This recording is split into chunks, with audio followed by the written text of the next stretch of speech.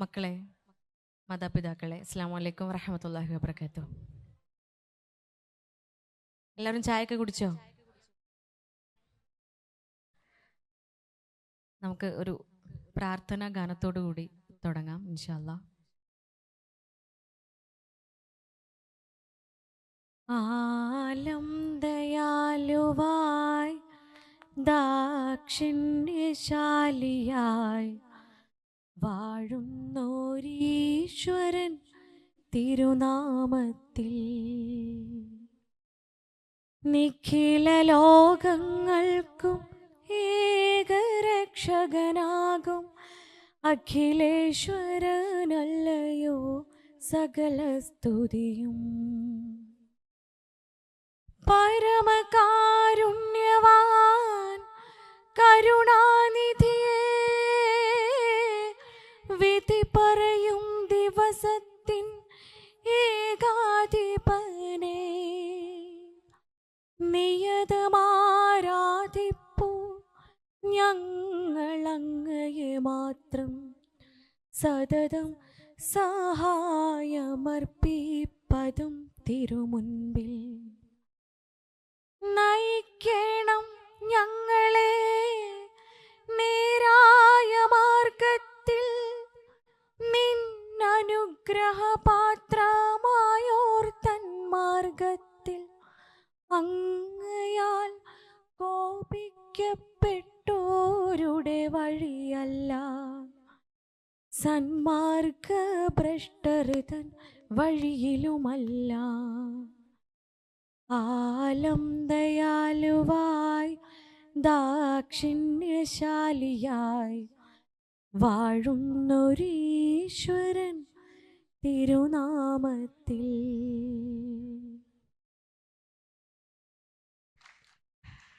മക്കളെ, നിങ്ങളൊക്കെ ഹാപ്പി അല്ലേ? പെൺകുട്ടികളെ കുറെ ആൾക്കാരെ കാണാനില്ലല്ലോ. എല്ലാരും ഉണ്ടോ? എല്ലാരും ഇവിടെ ഉണ്ട്? കുറച്ച് കുറക്കും. ഞാൻ ഇവിടെ ഉണ്ടോന്ന് നോക്കുമ്പോ അവിടുന്ന് ആരോ ഉണ്ടോന്ന് നോക്കണ പോലെ തോന്നാണ് എനിക്ക്. അപ്പൊ മക്കളെ, നിങ്ങൾക്കൊക്കെ പാട്ടും കഥയും കവിതയും പറച്ചിലൊക്കെ ഇഷ്ടമാണ് അല്ലേ? പാട്ടാണോ കഥയാണോ ഏറ്റവും ഇഷ്ടം?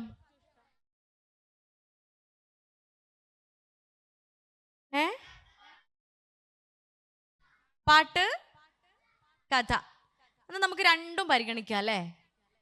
ചില ആളുകൾ പാട്ട് എന്ന് പറയുന്നുണ്ട്, ചില ആളുകൾ കഥ എന്ന് പറയുന്നുണ്ട്. ആദ്യം നമുക്കൊരു കഥ കേട്ട് തുടങ്ങാം. എല്ലാവരും ഇവിടെ അല്ലേ? ഒരിക്കല് ഒരു കർഷകൻ ഉണ്ടായിരുന്നേ, ഫാമർ. നിങ്ങൾക്കൊക്കെ മലയാളം അറിയില്ലേ?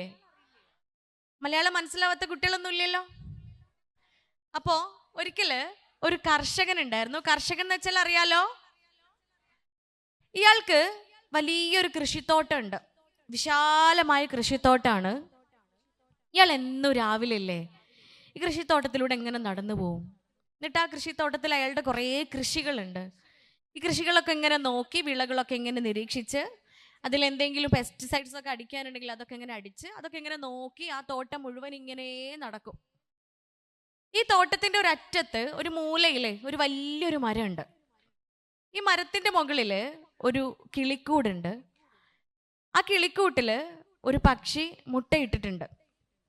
അപ്പൊ എന്നും ഇയാൾ ചെന്നിട്ട് ഈ മരത്തിന്റെ അടുത്തെത്തി മുകളിലേക്ക് നോക്കും, ആ മുട്ട വിരിഞ്ഞ് കുഞ്ഞുങ്ങളൊക്കെ പുറത്ത് വന്നിട്ടുണ്ടോന്ന്. അതാണെങ്കിൽ ഒരു പരുന്തിന്റെ കൂടാണ്, മുട്ടകള് പരുന്തിന്റെ മുട്ടയാ. അങ്ങനെ എന്നും ഇയാൾ ആ മരത്തിന്റെ താഴെ എത്തി മുകളിലേക്ക് നോക്കും, കുഞ്ഞു പരുന്തിന്റെ കുട്ടികള് വിരിഞ്ഞ് പുറത്ത് വന്നിട്ടുണ്ടോന്ന് നോക്കും. അങ്ങനെ ഒരു ദിവസം പതിവ് പോലെ അയാൾ അന്നു രാവിലെ തൻ്റെ കൃഷിത്തോട്ടത്തിലൂടെ ഇങ്ങനെ നടന്നു പോവാണ്. ഓരോ വിളകളും ഇങ്ങനെ നിരീക്ഷിച്ച് അവസാനം ഈ മരത്തിന്റെ താഴെ എത്തി മുകളിലേക്ക് നോക്കുകയാണ്. ഇന്നെങ്ങാനും കുഞ്ഞുങ്ങളൊക്കെ മുട്ട വിരിഞ്ഞ് പുറത്ത് വന്നിട്ടുണ്ടോ എന്ന ആകാംക്ഷയോടെ ഇയാൾ മുകളിലേക്ക് നോക്കി. പക്ഷെ കണ്ടത് എന്താണെന്നറിയോ? മരത്തിന്റെ മുകളില് കൂടുമില്ല, കൂടിയിരിക്കണ ചില്ലയില്ല. ഇയാൾ ആകെ അന്തം വിട്ടോ, ഇതെന്തു പറ്റി? കൂടെ എവിടെ പോയി? കൂടിയിരിക്കുന്ന ചില്ല എവിടെ പോയി? ചുറ്റും നോക്കുമ്പോൾ മരത്തിന്റെ കുറച്ചപ്പുറത്ത് തലേ ദിവസം പെയ്ത മഴയിലും കാറ്റിലും ഈ മരച്ചില്ല താഴേക്ക് വീണ് പോയിട്ടുണ്ട്. ചില്ലയുടെ അരികിൽ തന്നെ കിളിക്കൂടും ഉണ്ട്. ഇയാൾ ഓടി ചെല്ലാണ്.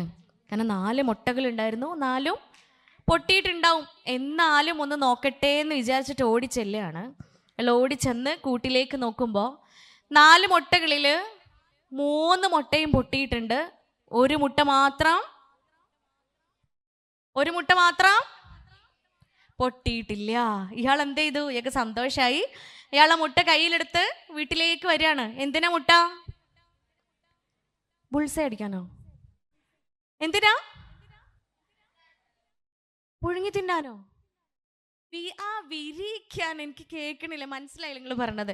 ഞാൻ വിചാരിച്ചു ബുൾസൈ അടിക്കാനാണെന്ന്. അപ്പൊ വിരിയിക്കാനല്ലേ കൊണ്ടുവന്നത്. ഇയാൾ വീട്ടിലേക്ക് കൊണ്ടുവന്നിട്ട് എങ്ങനെയാ ഇത് വിരിയിക്കുക? അയാൾ എന്താ ചെയ്തതെന്നറിയോ? അയാളുടെ വീട്ടിൽ കുറേ കോഴി അമ്മകളുണ്ട്, കുറേ കോഴികളുണ്ട്. ഈ കോഴികളിൽ ചില കോഴികളൊക്കെ മുട്ടയിട്ട് ഈ കോഴി മുട്ടയ്ക്ക് അടയിരിക്കുന്നുണ്ട്. അതിൽ ഒരു കോഴിയുടെ കോഴിമുട്ടകളുടെ കൂടെ ഈ പരുന്തിൻ്റെ മുട്ടയും വെച്ചു കൊടുക്കുക. അങ്ങനെ ദിവസങ്ങൾ കഴിഞ്ഞു പോയി. കോഴിയമ്മക്ക് അറിയില്ലല്ലോ ഈ മുട്ടയിൽ ഒന്ന് പരുന്തിൻ്റെ മുട്ടയാണ് എന്ന്. തൻ്റെ കുഞ്ഞുങ്ങൾക്ക് അടയിരിക്കുന്നത് പോലെ ഈ പരുന്തിൻ്റെ മുട്ടയ്ക്കും കോഴിയമ്മ അടയിരുന്നു. ഒരു ദിവസം രാവിലെ കർഷകൻ എഴുന്നേറ്റ് പുറത്തേക്ക് നോക്കുമ്പോൾ കൗതുകം നിറഞ്ഞ ആ കാഴ്ച കാണുകയാണ്. എന്താണെന്നറിയോ?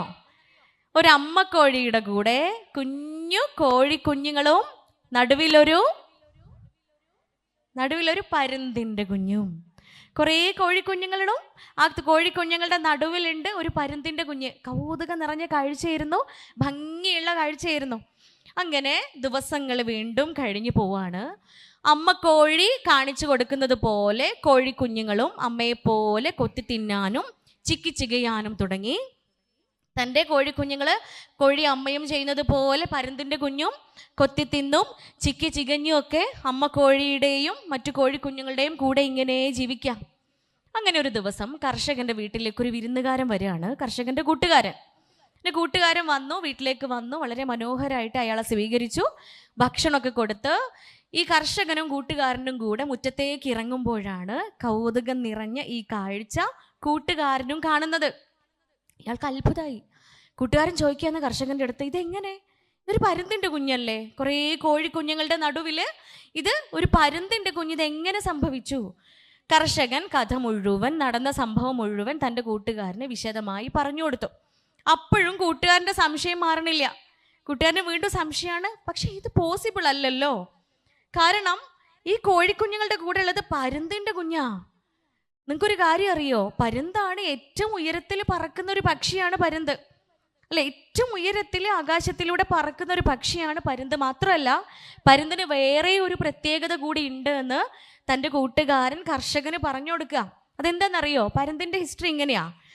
പരുന്ത് മുട്ടയിട്ട് ആ മുട്ട വിരിഞ്ഞു കഴിഞ്ഞാൽ അമ്മ പരുന്ത് എന്ത് ചെയ്യുന്നറിയോ? തൻ്റെ കുഞ്ഞുങ്ങൾക്ക് തിന്നാൻ വേണ്ടിയിട്ട് ജീവനുള്ള ഒരു പാമ്പിനെ കൊത്തിക്കൊണ്ടുവരും, അല്ലെങ്കിൽ ജീവനുള്ള അവർ കഴിക്കുന്ന ഏതെങ്കിലും ജീവികളെ കൊത്തിക്കൊണ്ടുവരും. അങ്ങനെ ഈ കുഞ്ഞുങ്ങൾ ഓരോരുത്തരും ഈ പാമ്പിനെ മുഴുവനായും തിന്ന് കഴിയുന്ന ദിവസം അമ്മ പരുന്ത് വീണ്ടും വരും. അങ്ങനെ അമ്മ പരുന്ത് വന്നിട്ട് ഓരോ കുഞ്ഞുങ്ങളെയും കൂട്ടിൽ നിന്നും കൊത്തി താഴേക്കിടും. ഈ താഴേക്കിടുന്ന സമയത്ത്, ഈ താഴേക്ക് വീഴുന്ന സമയത്ത് ഏത് കുഞ്ഞാണോ പറന്ന് അകന്ന് രക്ഷപ്പെടുന്നത് അവർക്ക് ജീവിക്കാം. അതല്ല, പറക്കാൻ കഴിയാത്ത പരുന്തിൻ്റെ കുഞ്ഞുങ്ങളൊക്കെ താഴെ വീണ് ചത്തുപോവുകയും ചെയ്യും. അപ്പം എങ്ങനെയാണ് ഇത്ര വേഗം പറക്കാൻ കഴിയുന്ന ഒരു പക്ഷിയാണ് പരുന്ത്? എന്നിട്ട് ഇത്ര നാളായിട്ടും ഈ പരുന്തിൻ്റെ കുഞ്ഞ് പറന്നു പോയിട്ടില്ലേ? ഈ കോഴി അമ്മയുടെ കൂടെ, ഈ കോഴിക്കുഞ്ഞുങ്ങളുടെ കൂടെ ഇങ്ങനെ നടക്കുകയാണോ എന്ന് ചോദിച്ചപ്പോൾ കർഷകൻ വീണ്ടും പറഞ്ഞു, അതെ, അങ്ങനെയാണ്. ഞാൻ ഇന്നേ വരെ അത് പറക്കുന്നത് കണ്ടിട്ടില്ല, അതിൻ്റെ ചിറക് പോലും ഞാൻ കണ്ടിട്ടില്ല. അത് അമ്മ കോഴിയെപ്പോലെ കൂടെയുള്ള മറ്റു കോഴിക്കുഞ്ഞുങ്ങളുടെ പോലെ ഇങ്ങനെ കൊത്തിത്തിന്നും ചിക്കി ചികഞ്ഞും ഇങ്ങനെ നടക്കാറാണല്ലോ എന്ന്. കൂട്ടുകാരൻ സമ്മതിച്ചു കൊടുത്തില്ല. കൂട്ടുകാരൻ എന്ത് ചെയ്തെന്നറിയോ? നമുക്ക് നോക്കാം, ഈ പരുന്തിന് പറക്കാൻ പറ്റുമോ എന്ന് നമുക്കൊന്ന് പരീക്ഷിക്കാം എന്നും പറഞ്ഞ് പരുന്തിൻ്റെ കുഞ്ഞിനെയും എടുത്ത് കർഷകനും കർഷകൻ്റെ കൂട്ടുകാരനും കൂടെ ഒരു മലയുടെ മുകളിലേക്ക് കയറി പോവാണ്. ഇവരിങ്ങനെ കയറി മലയുടെ ഏറ്റവും മുകളിലെത്തി. മലയുടെ മുകളിൽ നിന്ന് എന്താ പ്ലാൻ? എന്താ? പരുന്തിൻ്റെ കുഞ്ഞിനെ താഴേക്ക് വലിച്ചെറിയണം, അല്ലേ? പരുന്തിൻ്റെ കുഞ്ഞിനെ താഴേക്ക് എറിയാണ്. ഇതിന് പറക്കാൻ പറ്റുമോ എന്ന് അവർ പരീക്ഷിച്ച് നോക്കുക.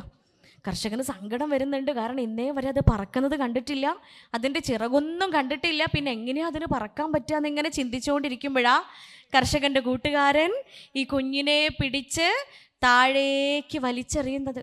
പക്ഷെ കൂട്ടുകാരൻ്റെ കൂടെ ഇരുന്ന കർഷകൻ കണ്ട കാഴ്ച എന്താണെന്നറിയോ? അന്നേ വരെ ആ പരുന്തിൻ്റെ ശരീരത്തിൽ അദ്ദേഹം കാണാത്ത അതിൻ്റെ വിശാലമായ ചിറകുകൾ വീശി അത് മാനം മുട്ടേ ആകാശം മുട്ടേ പറന്ന് പറന്ന് അകന്ന് രക്ഷപ്പെടുകയാണ്. ഇതാണ് നമ്മുടെ കഥ. നമ്മളൊക്കെ കേട്ടല്ലോ. പക്ഷെ ഉണ്ടല്ലോ, ഈ കഥയിലെ ഒരു പാഠമുണ്ട് അല്ലേ? എന്തുകൊണ്ടാ ചിറകൊക്കെ ഉണ്ടായിട്ടും ഇത്ര മനോഹരമായിട്ട് പറക്കാനൊക്കെ പറ്റിയിട്ടും പരുന്തിൻ്റെ കുട്ടി പറക്കാതിരുന്നേ? പരുന്തിൻ്റെ കുഞ്ഞ് എന്തുകൊണ്ടാ പറക്കാതിരുന്നത്? എന്താ? കുഞ്ഞ് ആൻസർ പറഞ്ഞല്ലോ. മോൻ്റെ പേരെന്താ? അവിടെ ഞാൻ വരുന്നില്ല, മൈക്കും കൊണ്ട് വരുന്നില്ലേ, അവിടെ നിന്ന് എണീറ്റ് എന്ന് പറഞ്ഞോ. പറ. അമ്മ. Very good. മോൻ്റെ പേരെന്താ? സായിഷ്. സായിഷിന് വേണ്ടി ഒന്നിന് കൈയടിക്കോ നിങ്ങള്? പോരത് എന്തൊരു കയ്യടി, കാക്കക്കുട്ടി കല്ലെറിഞ്ഞ പോലത്തെ കയ്യടി. എല്ലാവരും കൈയടിക്കുന്നുണ്ട്. ആരെങ്കിലും ഇങ്ങനെ സായിഷിന് ഞാൻ കൈയടിക്കൂല എന്ന് പറഞ്ഞിരിക്കുന്ന ആരെങ്കിലും ഇവിടെ ഉണ്ടോ? ഇങ്ങനെ വേണ്ട, ഞങ്ങൾ നിലമ്പൂരുകാർ കൈയടിക്കുന്ന പോലെ കൈയടിച്ചാൽ മതി. നിങ്ങൾക്ക് മഞ്ചേരിക്കാർക്ക് ഭംഗിയിൽ കൈയടിക്കാൻ പറ്റില്ല എന്ന് തോന്നണു അല്ലേ? ഒന്നുകൂടെ കൈയടിക്കോ? ഇത് കാക്കക്കൂടല്ല, വേറെ ഏതോ കൂട്ടിൽ കല്ലെറിഞ്ഞ പോലെ ഉണ്ട്. ഞാൻ പറയുന്ന പോലെ കൈയടിച്ചാൽ മതി. അയ്യോ റെഡി? നോക്കാം നമുക്ക് ഞാനാണോ നിങ്ങളാണോ ജയിക്കാന്ന് കേട്ടോ. നിലമ്പൂരിൽ നിന്ന് ഞാൻ ഒറ്റക്കല്ലേ ഉള്ളൂ അല്ലേ? നിങ്ങളൊക്കെ മഞ്ചേരി സ്വദേശമാണ്. അപ്പം നിലമ്പൂരുകാരാണോ മഞ്ചേരിക്കാരാണോ ജയിക്കാന്ന് നമുക്ക് ഇന്ന് തീരുമാനിക്കണം. അപ്പം ഞാൻ റെഡിയല്ലേ? എല്ലാവരും റെഡിയല്ലേ? പെൺകുട്ടികളെ റെഡിയല്ലേ? നിങ്ങള് സുന്ദരന്മാരെന്തായാലും റെഡിയാ, സുന്ദരികൾ റെഡിയാണല്ലോ? Okay fine. അപ്പം ഞാൻ ഒന്നെന്ന് പറയുമ്പോൾ നോ 2 തവണ കൈയടിക്കണം. നമ്മൾ ആർക്ക് വേണ്ടിയാ കൈയടിക്കുന്നേ? ഫോർ സായിഷ് അല്ലേ? നമ്മൾ സായിഷിന് വേണ്ടിയിട്ട് കൈയടിക്കുന്നേ. അപ്പോൾ ഒന്നെന്ന് പറയുമ്പോൾ 2 തവണ കൈയടിക്കണം. 2 എന്ന് പറയുമ്പോൾ 3 തവണ കൈയടിക്കണം. 3 എന്ന് പറയുമ്പോൾ 4 തവണ. സിമ്പിൾ അല്ലേ? റെഡി അല്ലേ? Okay, let's start. 1. ഞങ്ങൾ നിലമ്പൂരുകാർ ജയിച്ചില്ലേ? പിന്നെ നിങ്ങൾ തോറ്റ്. ഞാൻ എന്ത് പറയുമ്പോഴാണ് കൈയടിക്കാൻ പറഞ്ഞേ? 1 അല്ലേ? ഞാൻ പറഞ്ഞത് എന്താ? 1 അല്ലേ? ഞങ്ങളെ നിലമ്പൂരൊക്കെ 1 ഇംഗ്ലീഷ് 1 മലയാളമാ. നിങ്ങളെ മഞ്ചേരിയോ? നമുക്ക് ഒന്നും കൂടി നോക്കാം അല്ലേ? അപ്പൊ ആദ്യത്തെ ഗെയിമിൽ നിങ്ങൾ തോറ്റ് തുന്നം പാളി, ഞങ്ങൾ നിലമ്പൂരുകാർ ജയിച്ച്. ഇനി അടുത്ത ഗെയിം ഒറ്റ തവണയും കൂടെ നമുക്ക് നോക്കാം. റെഡി അല്ലേ എല്ലാവരും? നട്ടല്ലൊക്കെ വളയാതിരുന്നുള്ളിട്ടാ.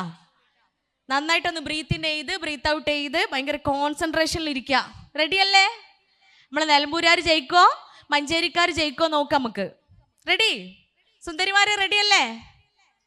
അല്ലേ? സുന്ദരിമാരൊക്കെ റെഡിയാ? Okay fine. അപ്പോൾ ലെറ്റ്സ് സ്റ്റാർട്ട്. 1.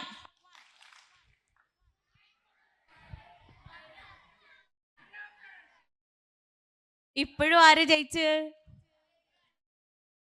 നിലമ്പൂരുകാര്. ഒന്നും കൂടെ റെഡി അല്ലേ? ഓക്കെ. 1, 2, 3. 1, 2.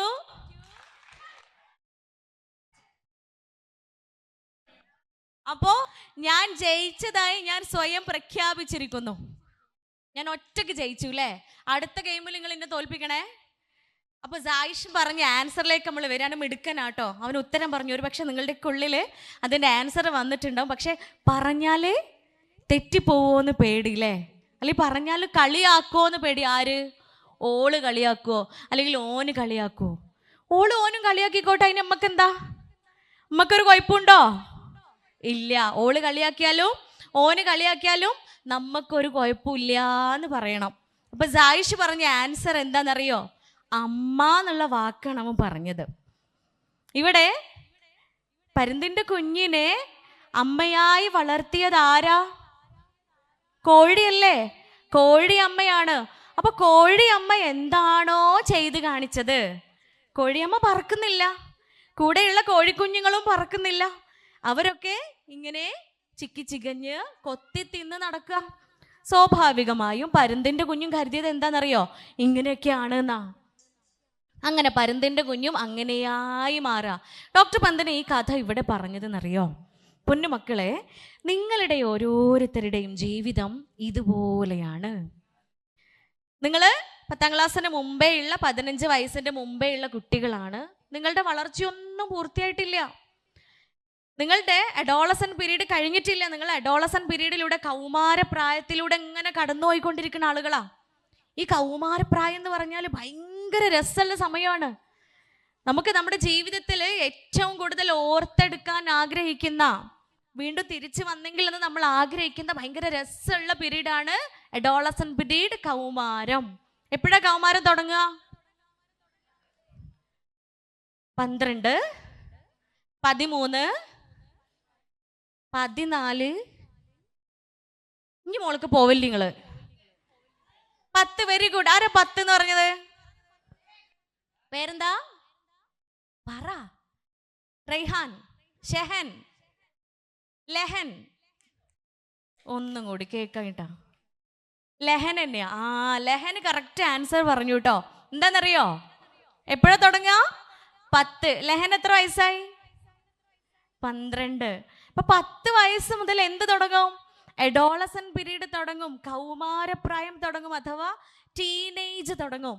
ഇത് 13-ലല്ല കേട്ടോ. വേൾഡ് ഹെൽത്ത് ഓർഗനൈസേഷൻ അതിൻ്റെ ഏറ്റവും റിവൈസ്ഡ് കണക്ക് പ്രകാരം 10 വയസ്സ് മുതൽ കൗമാരം തുടങ്ങുക. ഈ 10 മുതൽ ഏത് വയസ്സ് വരെയാ? 14 അല്ല അവനെ, 18 അല്ല.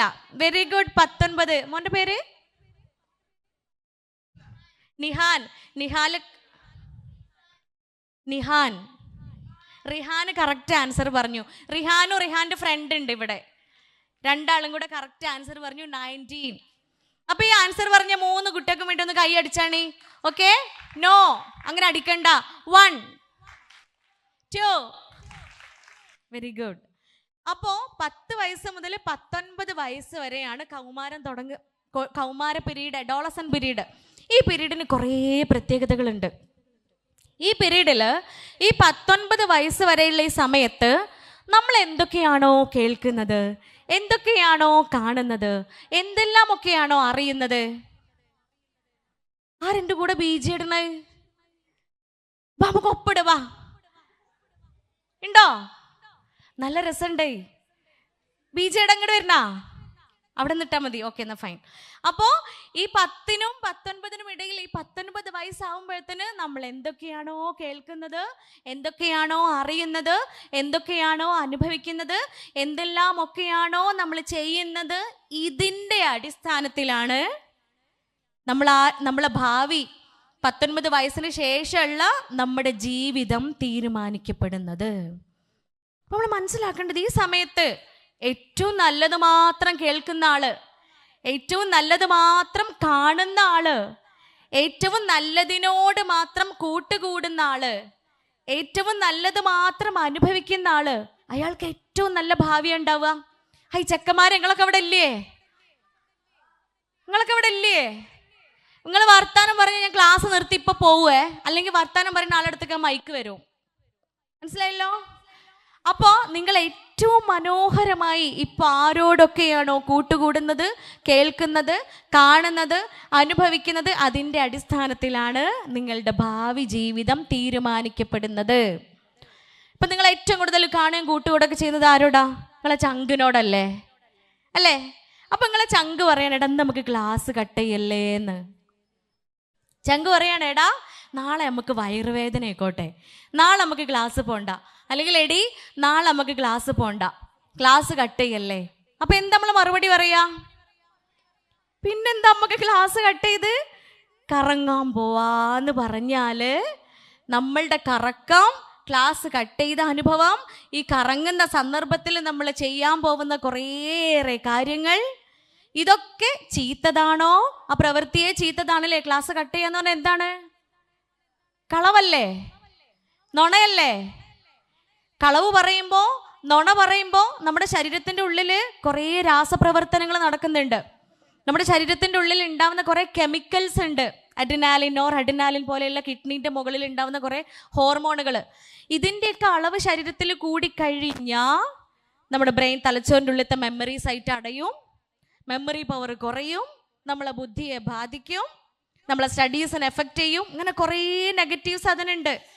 അപ്പോൾ ഫ്രണ്ട് വന്നിട്ട് ക്ലാസ് കട്ട് ചെയ്യല്ലേ എന്ന് പറയുമ്പോൾ നമ്മൾ പറഞ്ഞു മനസ്സിലാക്കി കൊടുക്കണം, പാടില്ല, അത് തെറ്റാണ്. കാരണം ഈ സമയത്ത് നിങ്ങളുടെ കൂടെയുള്ളത് ഏറ്റവും നല്ല ഫ്രണ്ടാണെങ്കിൽ നിങ്ങൾക്ക് ഏറ്റവും നല്ല ഭാവി ഉണ്ടാവും. ഇപ്പോൾ ഈ സമയത്ത് നിങ്ങളുടെ കൂടെയുള്ളത് ഏറ്റവും നല്ല കൂട്ടുകാരിയാണ് എങ്കിൽ നിങ്ങൾക്ക് ഏറ്റവും നല്ല ഭാവി ജീവിതം ഉണ്ടാവും. അപ്പോൾ പ്രിയപ്പെട്ട കുഞ്ഞുങ്ങളെ, നിങ്ങളൊക്കെ അവിടെ ഇല്ലേ? എല്ലാവരും ഇല്ലേ? നോക്കൂ, നിങ്ങളൊക്കെ ഇപ്പം എന്തൊക്കെയാണ് ചെയ്യുന്നത്? കുറേ കുട്ടികൾ ഈ പേപ്പറൊക്കെ പിടിച്ച് അങ്ങോട്ടും ഇങ്ങോട്ടും കറക്കുന്നുണ്ട്. ചിലർ കസേരമലൊക്കെ കുത്തി മറിഞ്ഞ് കിടക്കുന്നുണ്ട്, ഇല്ലേ പൊന്നെ?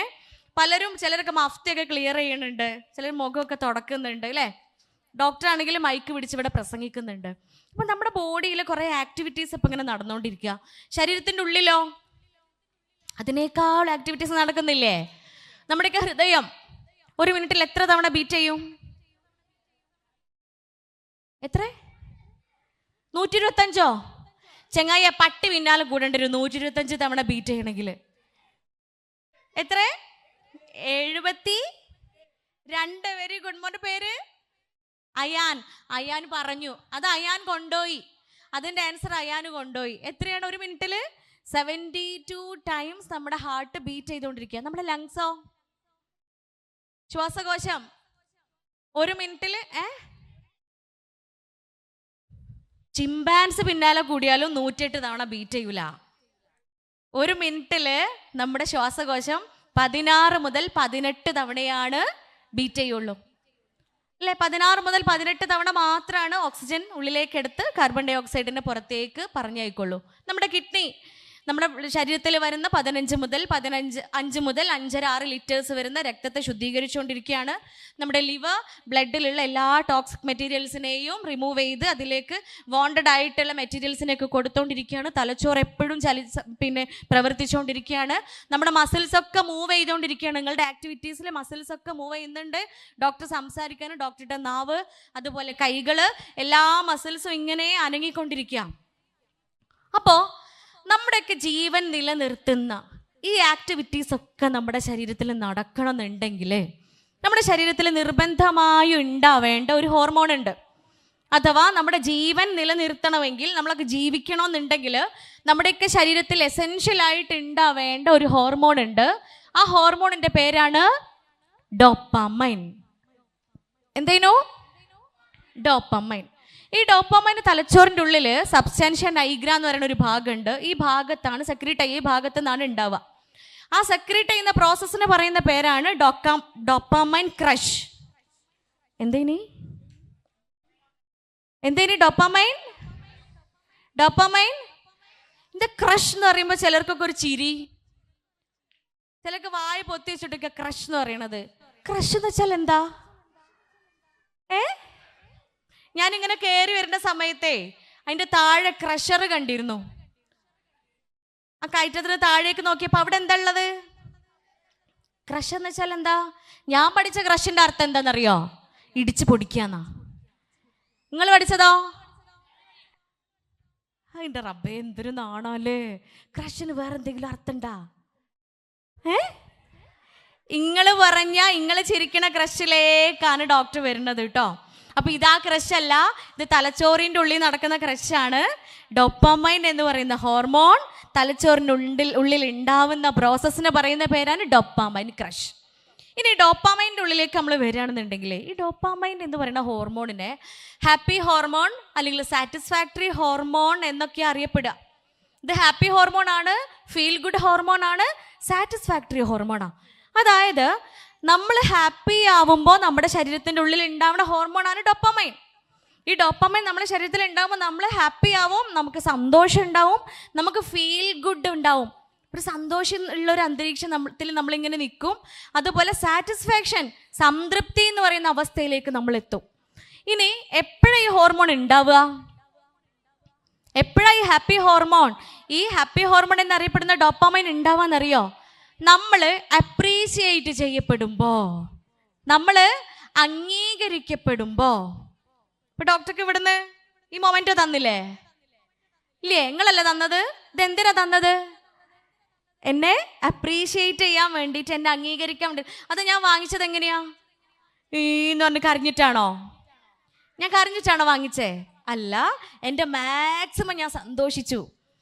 എനിക്ക് സന്തോഷിക്കാവുന്നതിൻ്റെ മാക്സിമം സന്തോഷിച്ചിട്ടാണ് ഞാൻ ആ ഗിഫ്റ്റ് വാങ്ങിച്ചത്.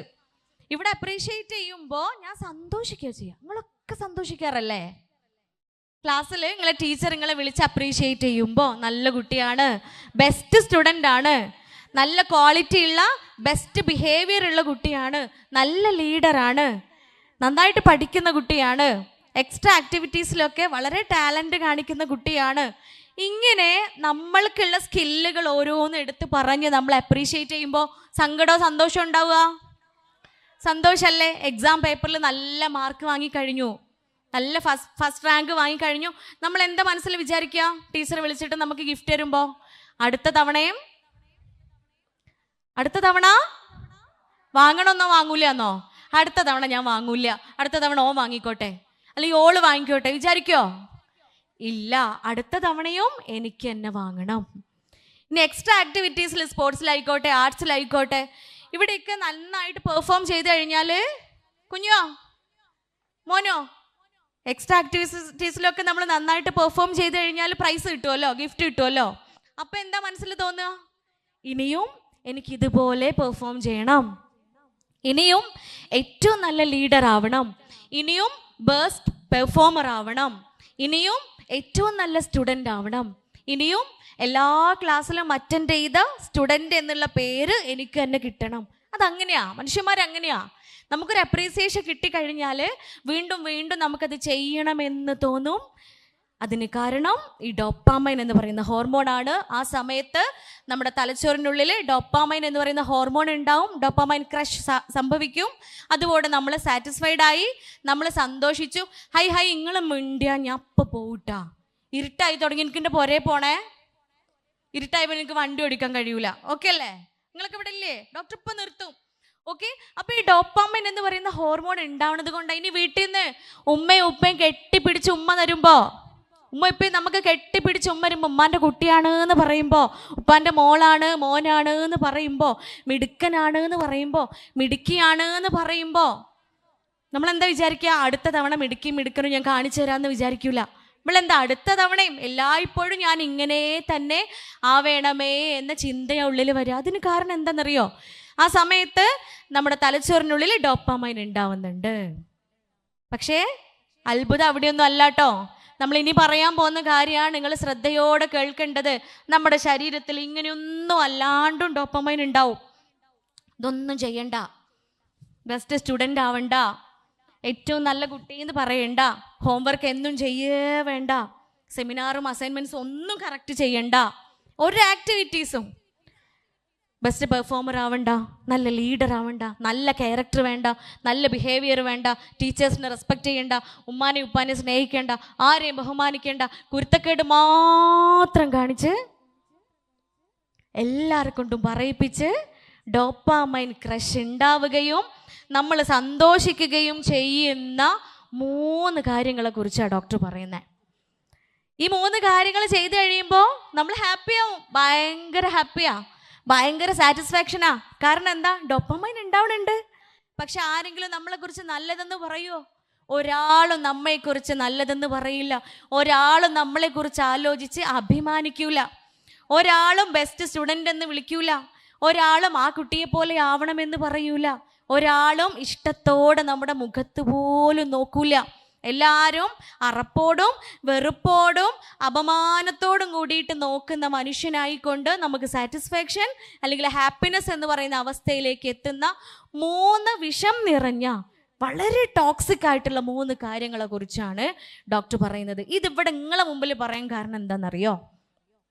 കൗമാരപ്രായക്കാരായ 10 വയസ്സ് കഴിഞ്ഞ അല്ലെങ്കിൽ 10 വയസ്സൊക്കെ തുടങ്ങുന്ന അല്ലെങ്കിൽ കൗമാരം തുടങ്ങുന്ന കുട്ടികളിലാ ഈ 3 കാര്യങ്ങൾ ഏറ്റവും കൂടുതൽ കാണാറ്.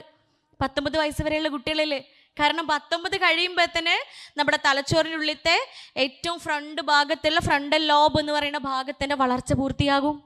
ഈ ഫ്രണ്ടൽ ലോബിൻ്റെ വളർച്ച പൂർത്തിയായാൽ മാത്രമേ എൻ്റെ ജീവിതത്തിൽ എൻ്റെ ഭാവി സുന്ദരമാകാൻ, എനിക്ക് നല്ല ഫ്യൂച്ചർ ഉണ്ടാവാൻ, ഒരാളുടെ മുമ്പിലും കഷ്ടപ്പെടാതെ ജീവിക്കാൻ, ഒരാളെ കൊണ്ടും പറയിപ്പിക്കാതെ നല്ലവനായി നല്ലവളായി അഭിമാനത്തോടെ ജീവിക്കാൻ ഞാൻ എന്ത് തീരുമാനം എടുക്കണം? എൻ്റെ ജീവിതത്തിൽ ഞാൻ എന്തെല്ലാം ചെയ്യണം? ഞാൻ ആരുടെ എല്ലാം കൂടെ കൂടണം? ഞാൻ എന്തെല്ലാമൊക്കെ പഠിക്കണം എന്ന തീരുമാനത്തിലേക്ക് നമ്മളെ എത്തിക്കുന്നത്, ആ ചിന്തയിലേക്ക് നമ്മൾ എത്തുക 19 വയസ്സിനും 23 വയസ്സിനും ഇടയിൽ മാത്രം. പക്ഷെ ഉണ്ടല്ലോ, അതിൻ്റെ മുമ്പിലൊക്കെ തീരുമാനിച്ചു കഴിഞ്ഞിട്ടുണ്ടാവും. ഈ 19-23 വയസ്സാകണതിൻ്റെ മുമ്പേ എല്ലാ കാര്യങ്ങളും തീരുമാനിച്ചു കഴിഞ്ഞിട്ടുണ്ടാവും. ഈ തീരുമാനങ്ങളാണെങ്കിലോ പൊട്ട തെറ്റുകാരം. എന്നിട്ട് ആകെ അതിൻ്റെ ഉള്ളിൽ കിടന്ന് ഇടങ്ങേറായി അവസാനം ഉമ്മയും വാപ്പയും പിടിച്ച് എങ്ങോട്ട് കൊണ്ടുപോകും? കൗൺസിലിങ്ങിന്, അല്ലെങ്കിൽ സൈക്യാട്രിസ്റ്റിനെ കാണിക്കാൻ. ഇല്ലേ? ഡോക്ടർ പണി അതാണേ. കഴിഞ്ഞ 9 വർഷമായിട്ട് ഡോക്ടർ ജോലി എന്താണെന്നറിയോ? ഇതേപോലെയുള്ള കൗമാരത്തിൽ കൂടെ കടന്നു വന്ന കുട്ടികളെ ചികിത്സിക്കുക. കണ്ട എല്ലാ ചതിക്കുഴിയിലും പോയി ചാടും. ഉമ്മയും വാപ്പയും അപ്പോഴേ പറഞ്ഞിട്ടുണ്ടാവും, വേണ്ട കേട്ടോ, ഉമ്മാൻ്റെ കുട്ടി അത് ചെയ്യരുത്, അപ്പാൻ്റെ മോനത് ചെയ്യരുത്, ഉമ്മാൻ്റെ മോളത് ചെയ്യരുത്. അപ്പത്തിന് തലക്ക് കൈ വെച്ചിട്ട് നമ്മൾ പറയും ഈ ഉമ്മ തുടങ്ങി അല്ലെങ്കിൽ വാപ്പ തുടങ്ങിയെന്ന്. 10 വയസ്സാകുമ്പോഴത്തേന് ഉമ്മയും വാപ്പയും തുടങ്ങൂലേ, നേരത്തെ എഴുന്നേൽക്ക്, നേരത്തെ കിടന്നുറങ്ങ്, പല്ല് തേക്ക്, കുളിക്ക്, നഖം മുറിക്ക്, പഠിക്ക്, നല്ല കുട്ടിയാവ്, ഫോൺ മാറ്റി വെക്ക്. എൻ്റെ തമ്പുരാനെ, ഉപദേശങ്ങളുടെ ഭാണ്ഡക്കെട്ടാ അല്ലേ? പക്ഷെ ഉണ്ടല്ലോ, അതിങ്ങനെ കേട്ടോണ്ടിരിക്കുമ്പോഴേ നമുക്ക് അതിൻ്റെ വാല്യൂ മനസ്സിലാവില്ല. അതിങ്ങനെ കേട്ടോണ്ടിരിക്കുമ്പോൾ നമുക്ക് അതിൻ്റെ മൂല്യം, അതിൻ്റെ വാല്യൂ ഒന്നും കിട്ടൂല. അതില്ലാണ്ടായാലോ, അത് കേൾക്കാണ്ടായാലോ, ഇത് പറയാന് ഈ ഉമ്മയും വാപ്പയും ഇല്ലാണ്ടായാണ്ടല്ലോ പിന്നെ ഒരു മനുഷ്യനും നമ്മളോട് പറയൂല നേരത്തെ എഴുന്നേൽക്കാനും നേരത്തെ കിടന്നുറങ്ങാനും. പിന്നെ ഒരാളും നമ്മളോട് പറയൂല നേരത്തെ ഭക്ഷണം കഴിക്കാനും മരുന്ന് കുടിക്കാനും പഠിക്കാനും. പിന്നെ ആരും നമ്മളോട് പറയൂല ഫോൺ എടുത്തു വെക്കാനും ക്വാളിറ്റി ടൈം അവനവന് വേണ്ടി ചെലവഴിക്കാനും വേറെ ആരും പറയൂല. കുളിക്കാനും നഖം മുറിക്കാനും വൃത്തിയിൽ നടക്കാനും ഹൈജീനിക്കായി നടക്കാനും ആരും നമ്മളോട് ഉപദേശിക്കൂല. കാരണം എന്താ? ഈ പറഞ്ഞ കാര്യങ്ങളൊക്കെ നമുക്ക് മാത്രം ഉപകാരപ്പെടുന്ന കാര്യങ്ങളാ. ഈ പറയണ ഉമ്മാക്കും ഉപ്പാക്ക് പോലും അതുകൊണ്ടൊരു ഉപകാരമില്ല. നമ്മൾ നേരത്തെ കിടന്നുറങ്ങിയതുകൊണ്ടും നേരത്തെ എഴുന്നേറ്റത് കൊണ്ടും നേരത്തെ ഭക്ഷണം കഴിച്ചത് കൊണ്ടും ഫോൺ മാറ്റി വെച്ച സ്ക്രീൻ ടൈം കുറച്ചത് കൊണ്ടും പഠിച്ചത് കൊണ്ടും ഉന്നത വിജയം കരസ്ഥമാക്കിയത് കൊണ്ടും ഈ ഉമ്മാക്കും വാപ്പാക്കും എന്ത് കിട്ടാനാ? ഒന്നും കിട്ടാനില്ല. നമുക്ക് മാത്രമാണ് അതിൻ്റെ ഗുണം. അതുകൊണ്ട് തന്നെ ആ ഉമ്മയും ഉപ്പയും ഇല്ലാതായാലേ നമ്മളെ ചുറ്റുമുള്ള ഒരു മനുഷ്യനും ഇത് നമ്മളോട് ഉപദേശിക്കൂല. കാരണം എന്താ? അവർക്കാർക്കും അതുകൊണ്ടൊരു മെച്ചം കിട്ടാനില്ലല്ലോ. അവർക്കാർക്കും ഇതിൽ നിന്നും യാതൊരു ഗുണവും കിട്ടാനില്ല. അതുകൊണ്ട് പ്രിയപ്പെട്ട മക്കളെ, നമ്മൾ സന്തോഷിക്കുമ്പോൾ നമ്മളെക്കാളേറെ സന്തോഷിക്കുന്നവരാ നമ്മുടെ മാതാപിതാക്കള്. നമ്മൾ സങ്കടപ്പെടുമ്പോൾ നമ്മളെക്കാളേറെ സങ്കടപ്പെടുന്നവർ കൂടിയാണ് നമ്മുടെ മാതാപിതാക്കള്. അതുകൊണ്ടാണ് അവർ പറയുമ്പോൾ ചിലപ്പോൾ ആദ്യമൊക്കെ കയ്പായിരിക്കും, പക്ഷെ പിന്നീടാണ് നമ്മൾ അതിൻ്റെ മധുരം അനുഭവിക്കുക. കുരുത്തക്കേട് പറ്റും.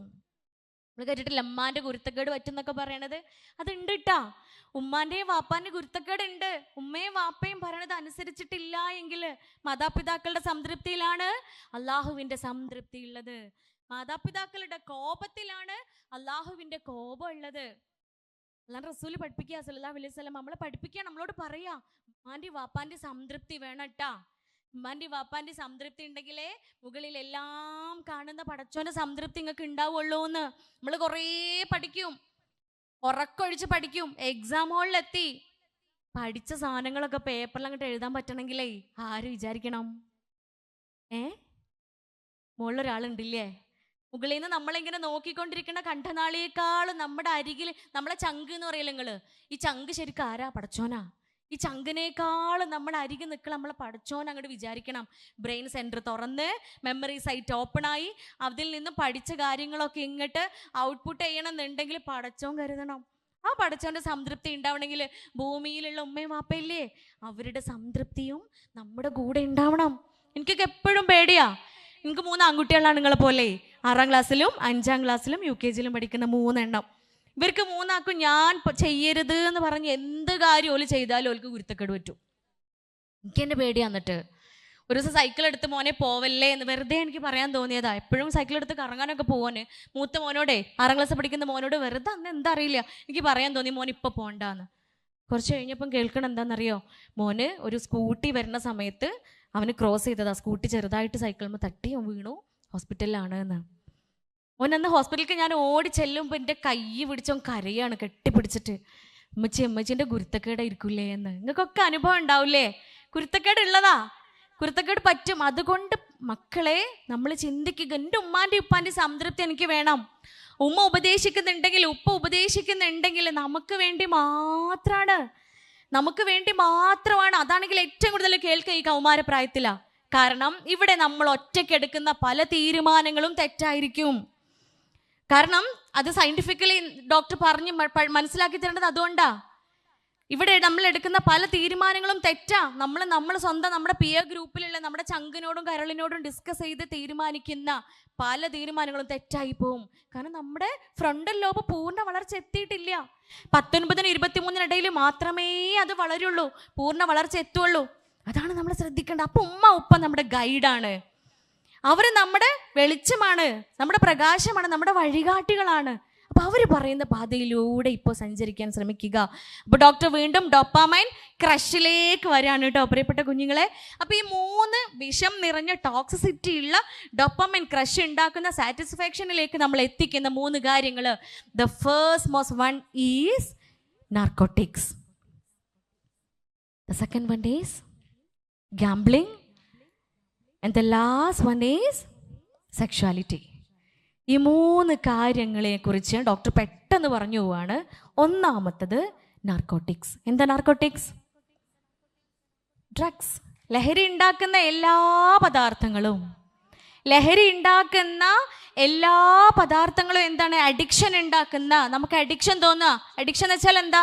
ഇപ്പോൾ ഉപയോഗിച്ച് കഴിഞ്ഞാൽ നാളെ അതേ സമയമാകുമ്പോൾ അല്ലെങ്കിൽ കുറച്ച് നേരം കഴിയുമ്പോൾ പിന്നെയും പിന്നെയും കിട്ടണമെന്ന് തോന്നുന്ന എല്ലാം എന്താണ്? ലഹരിയാണ്. ചിലപ്പോൾ വല്ല മിഠായിയൊക്കെ ആയിരിക്കും, വല്ല കൂൾ ഡ്രിങ്ക്സൊക്കെ ആയിരിക്കും.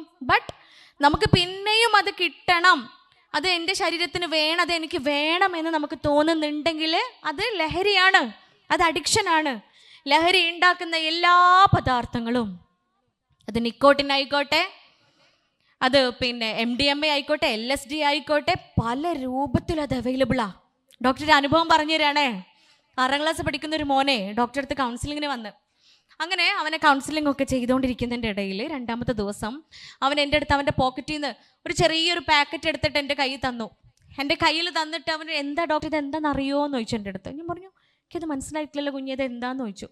അപ്പോൾ അവൻ എൻ്റെ അടുത്ത് പറയും, ഡോക്ടറെ മോശാട്ടോ, ഇതൊന്നും അറിയില്ല എന്ന് പറഞ്ഞാൽ ഇതാണ് കൂള്, ഇതാണ് എന്തേനി കൂള്, കൂള്.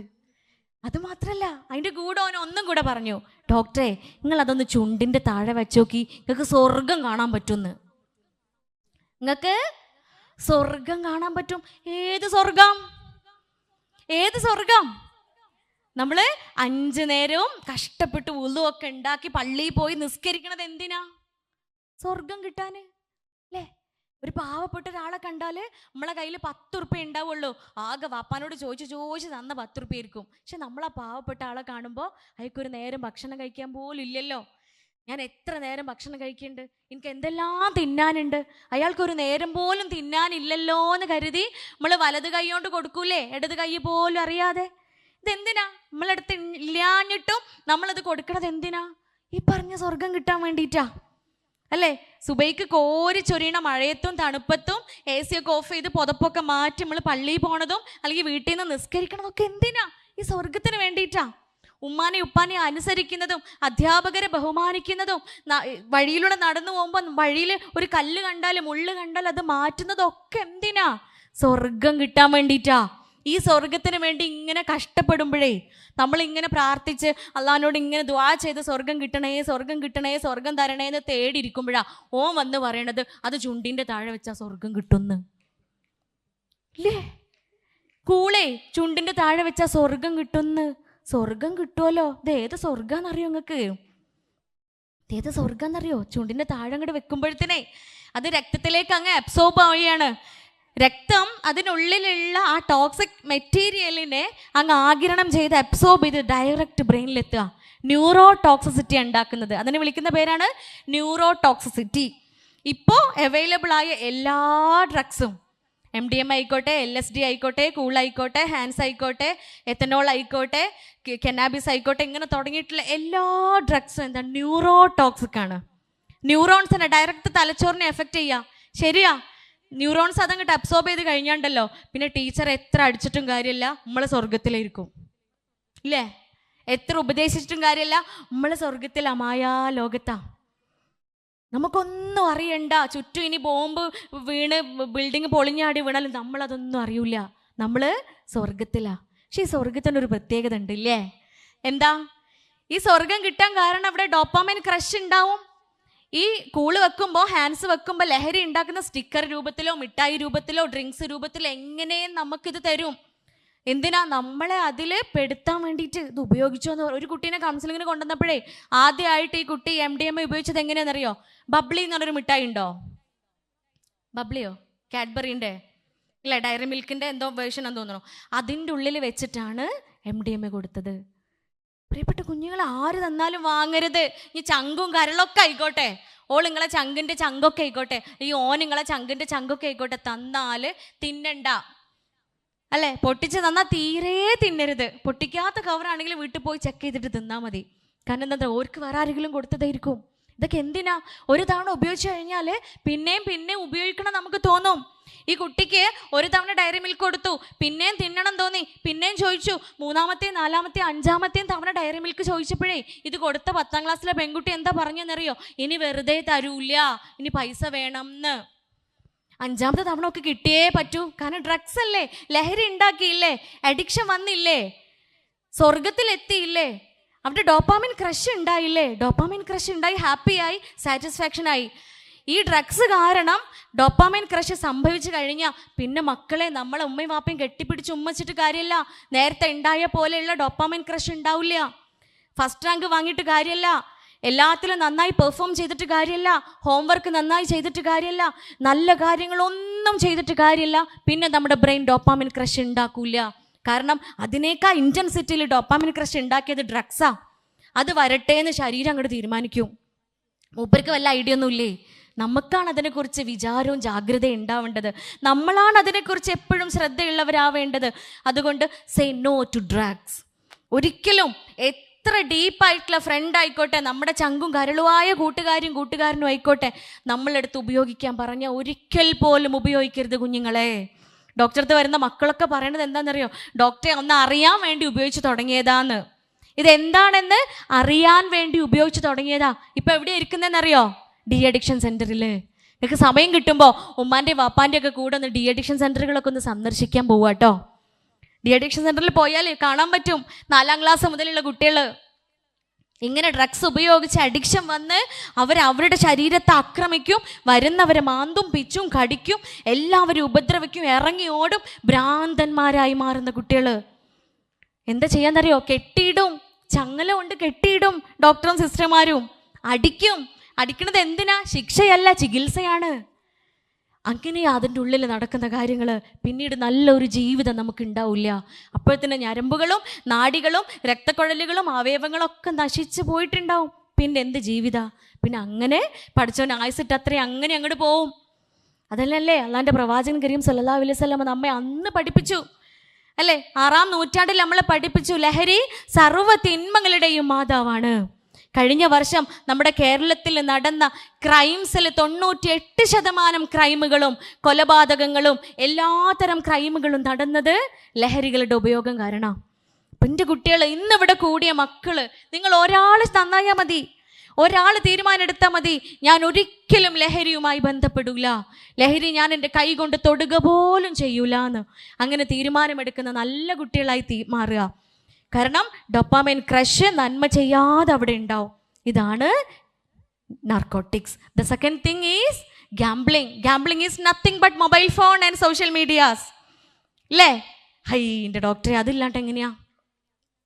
അല്ലേ? നിങ്ങൾ ആലോചിച്ച് നോക്കി. സ്കൂളിൽ മാർക്കൊക്കെ കുറഞ്ഞു എന്ന് വിചാരിക്കുക.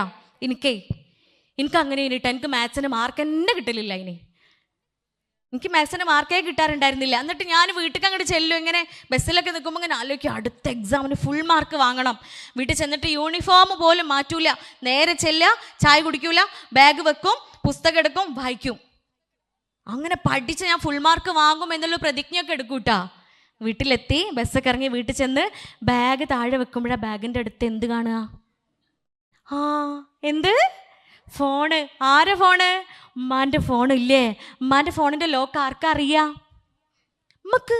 ഇനി ഉമ്മ ഏത് ലോക്ക് ഇട്ടിട്ടും കാര്യമല്ല, അത് പൊട്ടിക്കാനുള്ള ഐഡിയ ആരെടുത്തുണ്ട്? ആരെടുത്തുണ്ട്? എൻ്റെ അടുത്തല്ല, നിങ്ങളടുത്തുണ്ട് ഇല്ലേ? എൻ്റെ അടുത്തില്ല കേട്ടാ. ഞാൻ 3 പറഞ്ഞില്ലേ ഇപ്പോൾ, 6ലും 5ലും UKG ഉള്ള 3 ഓരോടുത്തുണ്ട്. ഞാൻ എത്ര ലോക്ക് മാറ്റിയിട്ടും കാര്യമില്ല. ഇതിൽ നടുവിലൊരുത്തൻ്റെ വിരുദ്ധനാ, അതീവ വിരുദ്ധൻ, നിങ്ങളെ പോലെ. ഓന് ടപ്പേന്ന് പറയുമ്പോൾ തന്നെ അതിൻ്റെ ലോക്ക് കണ്ടുപിടിക്കും. ഇതെങ്ങനെയാണ് അതിൻ്റെ ടെക്നോളജി എനിക്കറിയില്ല കേട്ടാ. അത്രയും ഡിജിറ്റലൈസ്ഡ് ആണ് നിങ്ങളൊക്കെ.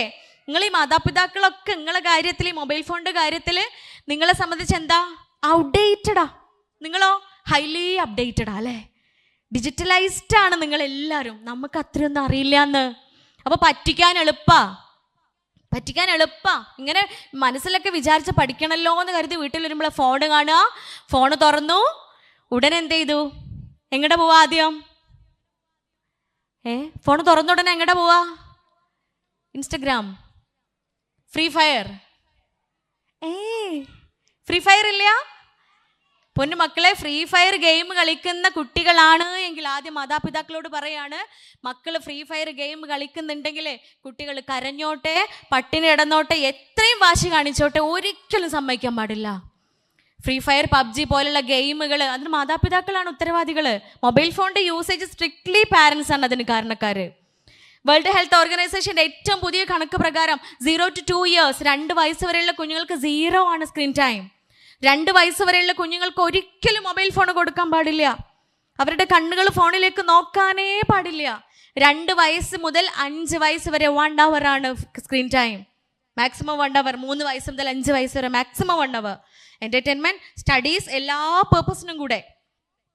ഇനി 6 വയസ്സ് മുതൽ 12 വയസ്സ് വരെ 1.5 hours, 1.5 മണിക്കൂറാണ് ടൈം. നമ്മളൊന്ന് വീട്ടിൽ പോയി നോക്കുക അല്ലേ, എത്രയാണ് സ്ക്രീൻ ടൈം എന്ന്? 1.5 മണിക്കൂറാ ഹെൽത്തി ആയിട്ടുള്ള സ്ക്രീൻ ടൈം എന്ന് പറയുന്നത്. ഇനി 12 വയസ്സിന് മുകളിലുള്ള ആളുകൾക്ക് മാക്സിമം 3 hours ആണ് സ്ക്രീൻ ടൈം പാടുള്ളൂ.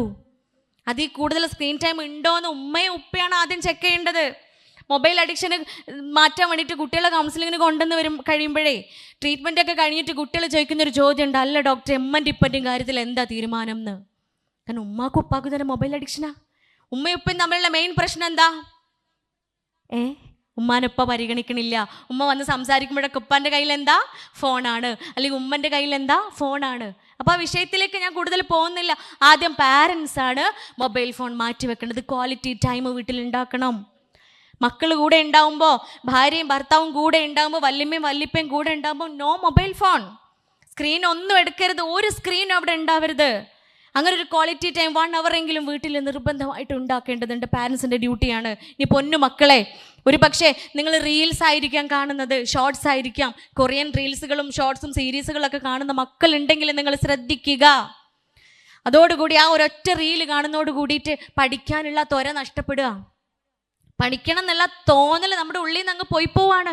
അതോടുകൂടി ആ ആഗ്രഹം ഉണ്ടല്ലോ, പഠിച്ച അടുത്ത തവണ മാത്സിന് ഫുൾ മാർക്ക് വാങ്ങണമെന്ന ചിന്ത അതങ്ങ് ഇല്ലാതെയായി പോവും. അതുകൊണ്ട് മൊബൈൽ ഫോൺ, മെഡിക്കൽ സയൻസിൻ്റെ ഏറ്റവും പുതിയ ഒരു സ്റ്റഡി റിപ്പോർട്ട് കൂടി പറയാണ്, 30 മിനിറ്റ്. നിങ്ങളൊക്കെ ഇവിടെ ഇല്ലേ ചക്കന്മാരെ, പെൺകുട്ടികളെ, എല്ലാവരും ഇവിടെ ഇല്ലേ? 30 മിനിറ്റ് ഇല്ലേ? അരമണിക്കൂർ മൊബൈൽ ഫോണ് എൻ്റർടൈൻമെൻറ്റ് പേർപ്പസിന് മാത്രമായിട്ട് നമ്മൾ കാണുകയാണ് എങ്കിൽ, അഥവാ നമ്മുടെ motor nervous system, central nervous system, sensory nervous system ഒരുമിച്ച് ഇൻവോൾവ് ആയി ഒരു ആക്ടിവിറ്റിയും നമ്മൾ ചെയ്യുന്നില്ല, അഥവാ ആ വീഡിയോ കണ്ടിട്ട് നമ്മൾ എന്തെങ്കിലും ക്രാഫ്റ്റ് വർക്കുകൾ ചെയ്യുകയാണ്, അല്ലെങ്കിൽ ആ വീഡിയോ കുറിച്ച് ചിന്തിച്ച് നമ്മുടെ ബ്രെയിനിൽ പുതിയ തോട്ട്സ് ഉണ്ടാവുന്നില്ല, ഈ 2 ആക്ടിവിറ്റീസും ഇല്ലാതെ വെറും എൻ്റർടൈൻമെൻറ്റിന് മാത്രമായിക്കൊണ്ട് 30 മിനിറ്റ് നമ്മൾ മൊബൈൽ ഫോൺ കാണുമ്പോഴേ നമ്മുടെ തലച്ചോറിനുള്ളിലെ 300 ന്യൂറോൺസ് ഇനാക്റ്റീവ് ആകുന്നുണ്ട്. 300 ന്യൂറോൺസ് ഇനാക്റ്റീവ് ആകുന്നുണ്ട്. ദെൻ ഈ ന്യൂറോൺസ് ആക്റ്റീവ് ഫോമിലേക്ക് എത്തണമെങ്കിൽ ഒരു ടെക്സ്റ്റ് ബുക്ക് വായിച്ച് തീർക്കണം. ഒരു ടെക്സ്റ്റ് ബുക്ക് വായിച്ചു തീർക്കുമ്പോഴേ ഈ 300 ന്യൂറോൺസ് ആക്റ്റീവ് ഫോമിലേക്ക് എത്തുള്ളൂ. അതുകൊണ്ട് മക്കൾ ശ്രദ്ധിക്കുക, സ്ക്രീൻ ടൈം സെറ്റ് ചെയ്ത് വെക്കുക. ഒരു സമയം കഴിയുമ്പോഴത്തേന് ഉമ്മ പിടിച്ചു വലിച്ച് വാങ്ങാൻ നിൽക്കണ്ട. പക്ഷെ നിർത്താനയോ? അപ്പോ ഉമ്മയും ഉപ്പയും പിടിച്ചു വലിക്കാൻ നിൽക്കണ്ട. വാപ്പ വന്നിട്ട് ഫോണ് താന്ന് പറഞ്ഞിട്ട് ഭീഷണിപ്പെടുത്താനും അടി പിടിക്കാനും നിൽക്കണ്ട. അതിൻ്റെ മുമ്പേ ഫോൺ മാറ്റി വെക്കുക. It's very very harm. കാരണം എന്താ, ഇത് കാണുന്ന സമയത്ത് ഡോപ്പാമൈൻ ക്രഷ് ഉണ്ടാവും. തലച്ചോറിനുള്ളിൽ ഡോപ്പാമൈൻ ഉണ്ടായി, അതോടുകൂടി നമ്മൾ സാറ്റിസ്ഫാക്ഷൻ ആയി. ദ തേർഡ് വൺ ഈസ്, മൂന്നാമത്തെ ഡോപ്പാമൈൻ ഉണ്ടാക്കുന്ന നമ്മളെ സാറ്റിസ്ഫാക്ഷനിലേക്ക്, നന്മകളൊന്നും ചെയ്യാതെ സാറ്റിസ്ഫാക്ഷനിലേക്ക് എത്തിക്കുന്ന the last most thing is sexuality. പ്രിയപ്പെട്ട മക്കളെ, നിങ്ങൾ ഓപ്പോസിറ്റ് സെക്സിലുള്ള കുട്ടികൾക്ക് കൗമാരപ്രായമാകുമ്പോൾ ഒരു പക്ഷെ അട്രാക്ഷൻ തോന്നിയേക്കാം. ഒരു പക്ഷെ ഓളെ കാണുമ്പോൾ നോക്കാൻ തോന്നും, ഓനെ കാണുമ്പോൾ നോക്കാൻ തോന്നും. ഓള് പറയും നീ മൊഞ്ചാണ്, നിന്റെ കണ്ണ് ഭംഗിയാണ്, നിന്റെ ചുണ്ട് ഭംഗിയാണ്, അല്ലെങ്കിൽ നിന്റെ ആറ്റിറ്റ്യൂഡ് ഭയങ്കര ഇഷ്ടമാണ്. വീണ് പോവരുത് കേട്ടാ, വീണ് പോവരുത്. കാരണം എന്താ, ഹറാമാണ്, തെറ്റാണ്, വ്യഭിചാരത്തിന്റെ കുറ്റം. വ്യഭിചാരത്തിന്റെ കുറ്റം എന്താണെന്നറിയോ? എറിഞ്ഞു കൊല്ലുക. എന്തേനി? എറിഞ്ഞു കൊല്ലുക, അല്ലെങ്കിൽ 102 അടി അടിക്കുക. ഇത് എവിടുന്നാ കിട്ടുകയെന്നറിയോ? ഇവിടെ തന്നെ കിട്ടുമോ? എവിടുന്ന കിട്ടുക? ഭൂമിന്നോ? എവിടുന്ന്? നരകത്തുനിന്നില്ലേ? ഒന്നാമത്തെ കാര്യം തീയിലായിരിക്കും കിടക്കുക. അവിടുന്ന് അടിയും കൂടെ കിട്ടി എങ്ങനെ ഉണ്ടാവും? വലിയ രസമൊന്നും ഉണ്ടാവില്ല അല്ലേ? അപ്പം ഇവിടുന്ന് ഡോപ്പാമിൻ ക്രഷൊക്കെ ഉണ്ടാവും ഓളെ കാണുമ്പോൾ, അല്ലെങ്കിൽ ഓനെ കാണുമ്പോൾ. പണ്ടേ ഞാൻ 10ാം ക്ലാസ് പഠിക്കുമ്പോൾ, കുഞ്ഞു മുഹമ്മദ് സാറിൻ്റെ മാഷാണേ, എന്നെ പഠിപ്പിച്ച സാറാണ് കേട്ടോ. ഞാൻ 10ാം ക്ലാസ് പഠിക്കുന്ന സമയത്തേ ഇതുപോലെ ഒരാൾ ഇഷ്ടമാണെന്ന് പറഞ്ഞിട്ട് വരിക. ഞാനാണെങ്കിലും എൻ്റെ ചങ്കും കരളക്കാരാന്നറിയോ? ഉമ്മയാ. ഇപ്പോഴും അത് ഉമ്മയാട്ടോ, ചങ്കും കരളും. ഈ ഉമ്മനോടൊക്കെ പോയി പറയും. ഇത് പറഞ്ഞ സമയത്ത് ഉമ്മച്ചി തന്നൊരു ഉപദേശമുണ്ട്, അത് നിങ്ങളോടും കൂടെ പറഞ്ഞു നിർത്തുകയാണേ. ഉമ്മ അന്ന് പറഞ്ഞു, ഉമ്മൻ്റെ കുട്ടിക്ക് എന്താവാൻ ആഗ്രഹം എന്ന് ചോദിച്ചു. ഞാൻ പറഞ്ഞു, ഉമ്മച്ചി ഡോക്ടർ ആവാനാണ് ആഗ്രഹം. അപ്പം ഉമ്മച്ചി പറഞ്ഞു, ഇപ്പോൾ ഡോക്ടർ ആവണമെങ്കിൽ എന്ത് ചെയ്യണം? നന്നായി പഠിക്കണം. നന്നായി പഠിക്കണമെങ്കിൽ എന്ത് ചെയ്യണം? ക്ലാസ് നന്നായിട്ട് ശ്രദ്ധിക്കണം. ഈ സമയത്താണ് പഠിക്കാനുള്ള സമയം. 5ാം ക്ലാസ്സോ 6ാം ക്ലാസ്സോ 7ാം ക്ലാസ്സോ 8ാം ക്ലാസ്സോ 9ാം ക്ലാസ്സോ 10ാം ക്ലാസ്സോ പിന്നെ വരുമോ? ഇല്ല. അതാ ക്ലാസ്സുകളിൽ നിന്നേ കിട്ടുള്ളൂ. അപ്പം ഉമ്മാൻ്റെ കുട്ടി ഓനെ സ്നേഹിച്ചാൽ, ഉമ്മാൻ്റെ കുട്ടി ഓനോട് ക്രഷ് തോന്നിയാൽ, ഏത് ക്രഷ്? ഡോപ്പാമൈൻ ക്രഷ് അല്ല, മറ്റേ ക്രഷ് ഇല്ല. ക്രഷ് തോന്നിയാൽ, ഓനോട് ഇഷ്ടമെന്ന് പറഞ്ഞാൽ, ഉമ്മാൻ്റെ കുട്ടി ക്ലാസ്സിലിരിക്കുമ്പോൾ സാറ് ബോർഡുമ്മ ഇക്വേഷൻ എഴുതുമ്പോൾ, അല്ലെങ്കിൽ കെമിസ്ട്രിൻ്റെ ഇക്വേഷൻ എഴുതുമ്പോൾ ഉമ്മ കുട്ടി എന്താ കാണുക? ഇക്വേഷൻ കാണുമോ? ഇല്ല. ഇക്വേഷൻ്റെ സ്ഥാനത്ത് എന്താ കാണുക? ഓൻ്റെ മുഖം. അല്ലെങ്കിൽ എന്താ കാണുക? ഓള മുഖം. ഇല്ലേ? പുരയിൽ വന്ന് പുസ്തകം എടുത്ത് വായിക്കാൻ വേണ്ടി പുസ്തകം തുറക്കുമ്പോൾ എന്താ കാണുക? ഓൻ്റെ മുഖം. അല്ലെങ്കിൽ എന്താ കാണുക? ഓള മുഖം. ഇങ്ങനെ ഓൻ്റെ ഓളെ മുഖം കണ്ടേ അവസാനം എക്സാം എഴുതുമ്പോഴേ എക്സാം പേപ്പറിലും എന്തേ കാണുള്ളൂ? ഓൻ്റെ ഓളെ മുഖേ കാണുള്ളൂ. വലിയൊരു മുട്ട കിട്ടുമ്പോൾ അതിൻ്റെ ഉള്ളിൽ ഓൻ്റെ ഫോട്ടോ അല്ലെങ്കിൽ ഓളെ ഫോട്ടോ എഴുതി വരച്ച് വെക്കേണ്ടി വരും. ഒന്ന് ഉമ്മ മടിയിലിരുത്തി നെറ്റിയിൽ ഒരു ഉമ്മയൊക്കെ തന്ന് പറഞ്ഞു തന്നതുകൊണ്ട് ഇന്ന് എന്തായി? ഡോക്ടറായി. നിങ്ങളെ മുമ്പിൽ ഇങ്ങനെ മൈക്ക് പിടിച്ച് നിൽക്കാനുള്ള സ്റ്റേജിൽ എത്തുകയും ചെയ്തു. അൽഹംദുലില്ലാ. സ്ട്രിക്ട്ലി ഉമ്മയും വാപ്പയും തന്ന ഗുഡ് പാരൻറ്റിങ്ങാ. ആ ഉമ്മയും ഉപ്പയും തന്ന ഏറ്റവും മനോഹരമായ, വഴക്ക് കൂടാത്ത ഉമ്മയും വാപ്പയായിരുന്നു എൻ്റെ ഉമ്മയും വാപ്പയും. ഒരു തമ്മിൽ തല്ലൂടില്ല. ഇപ്പോഴും ഞാൻ കണ്ടിട്ടില്ല ഓർക്കിടയിൽ അഭിപ്രായ വ്യത്യാസം ഉണ്ടാവുന്നത്, ഒരു വഴക്കൂടുന്നത്. ഓഫീസിൽ നിന്ന് വരുമ്പോൾ ഞങ്ങൾക്ക് ഗിഫ്റ്റ് ഉള്ള പോലെ ഉമ്മാക്കും ഉണ്ടാവും ഒരു gift. Still they are romantic. അത്രയും സ്നേഹമുള്ള ഉമ്മാൻ്റെ ഉപ്പാൻ്റെ മോളാ ഞാൻ. അൽഹംദുലില്ലാ. ആ ഉമ്മയും ഉപ്പയും കാരണമാണ്, പഠിച്ചവൻ്റെ അനുഗ്രഹം കൊണ്ട് ഞാൻ ഇന്ന് നിങ്ങളെ മുമ്പിൽ മൈക്ക് പിടിച്ച് നിൽക്കുന്നേ.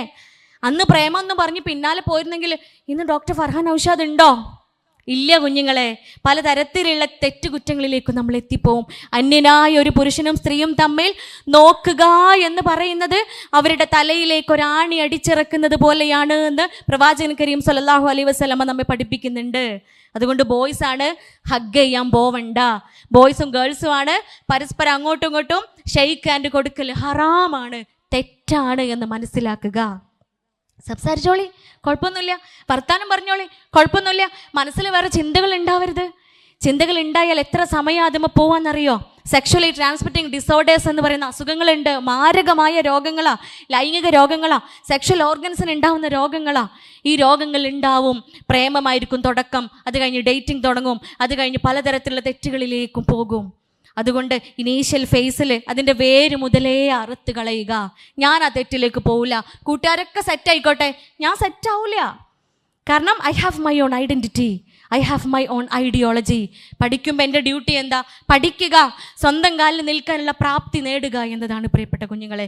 അതുകൊണ്ട് ഈ 3 ടോക്സിസിറ്റി നിറഞ്ഞ കാര്യങ്ങളിൽ നിന്നും മാറി നിന്നുകൊണ്ട് ഡോപ്പാമൈൻ ക്രഷ്, അംഗീകാരത്തിലൂടെ, അപ്രീസിയേഷനിലൂടെ, നന്മകൾ ചെയ്യുന്നതിലൂടെ മാത്രമേ എനിക്ക് ഉണ്ടാവുകയുള്ളൂ എന്ന നിർബന്ധ ബുദ്ധിയിലേക്ക് ഇന്നിവിടെ കൂടിയ ബെഞ്ച് മാർക്കിലെ ഈ പൊന്നോമന മക്കൾക്ക് സാധിക്കുമാറാവട്ടെ. എല്ലാവിധ അനുഗ്രഹങ്ങളും പടച്ചോൻ നിങ്ങൾക്ക് മുകളിൽ വർഷിപ്പിക്കുമാറാവട്ടെ എന്ന് പ്രാർത്ഥിച്ചുകൊണ്ട് വാഹിർ ദഅ്വാന അൽഹംദുലില്ലാഹി റബ്ബിൽ ആലമീൻ. അസ്സലാമു അലൈക്കും വറഹ്മത്തുള്ളാഹി വബറകാതുഹു.